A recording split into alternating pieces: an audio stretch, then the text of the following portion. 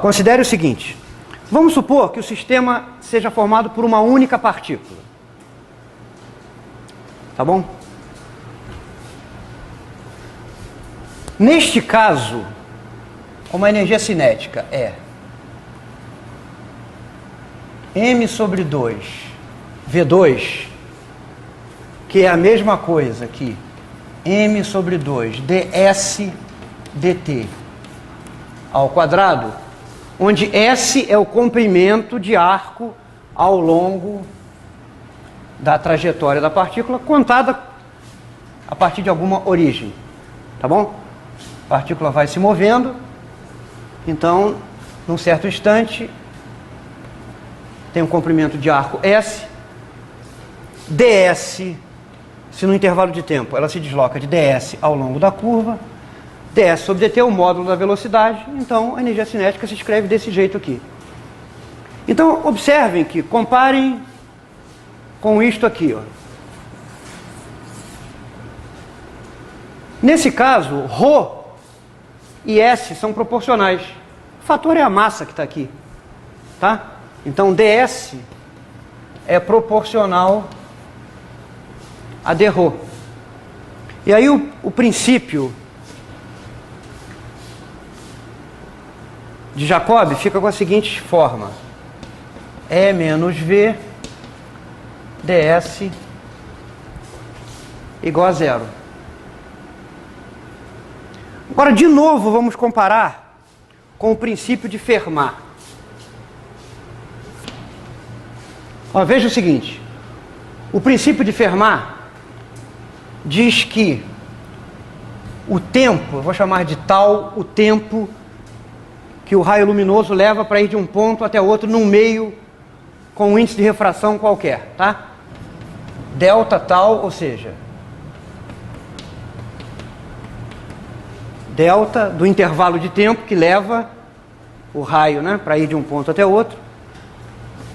Mas esse intervalo de tempo pode ser escrito assim, aqui é ds sobre v.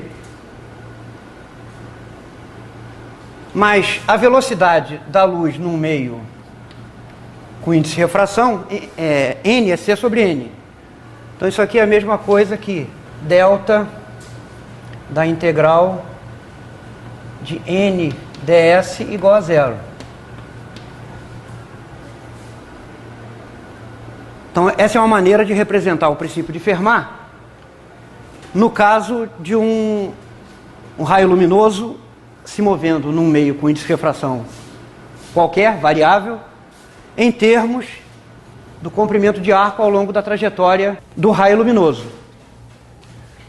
Mas se vocês compararem isto com isto, vocês veem que o princípio de Jacobi, nesse caso de uma só partícula, corresponde ao princípio de Fermat num meio cujo índice de refração é proporcional à raiz quadrada de E menos V.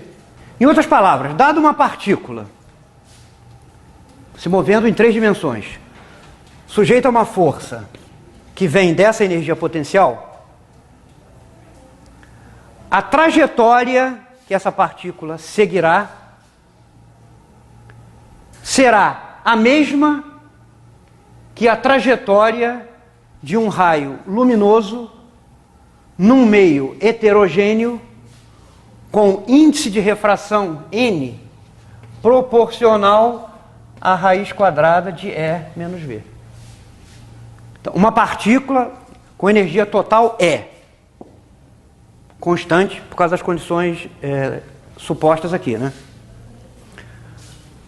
Irá se mover sob uma força que vem dessa energia potencial V, da mesma maneira, seguirá a mesma trajetória que um raio luminoso seguiria se propagasse num meio com índice de refração variável proporcional à raiz quadrada de E menos V. Então, de novo, vocês veem como há analogias entre ótica geométrica e mecânica. Para o caso de uma partícula livre, portanto com energia cinética constante, o princípio de Maupertuis é expresso na forma de Jacobi, diz o seguinte, ó, se T for igual a constante, sistema de partículas livres ou corpos rígidos livres, né? Então o princípio de Jacobi assume a seguinte forma: delta, isso aqui é constante, o integrando, então o princípio variacional vira ρ1 até ρ2 de ρ igual a zero. Ou seja, a trajetória no espaço de configuração será uma geodésica, porque isso aqui, ó, é o comprimento, né? ρ2 menos ρ1 é o comprimento de arco ao longo da trajetória. Esse princípio variacional está dizendo que esse comprimento de arco, ρ2 menos ρ1 descrito, é o menor possível, é mínimo.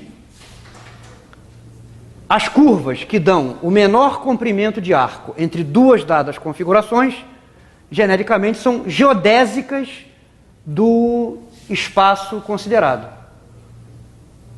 Geodésicas desse espaço de configuração com essa métrica que foi definida há pouco, que está relacionada com a energia cinética. Então, é uma outra característica interessante do princípio de Jacobi, né? Que permite uma interpretação geométrica do movimento em certos casos simples, né? Então, qualquer movimento livre no espaço de configuração, que tem energia cinética constante, portanto, automaticamente é uma geodésica, a trajetória física será uma geodésica no espaço de configuração, dotado dessa métrica que nós definimos há pouco.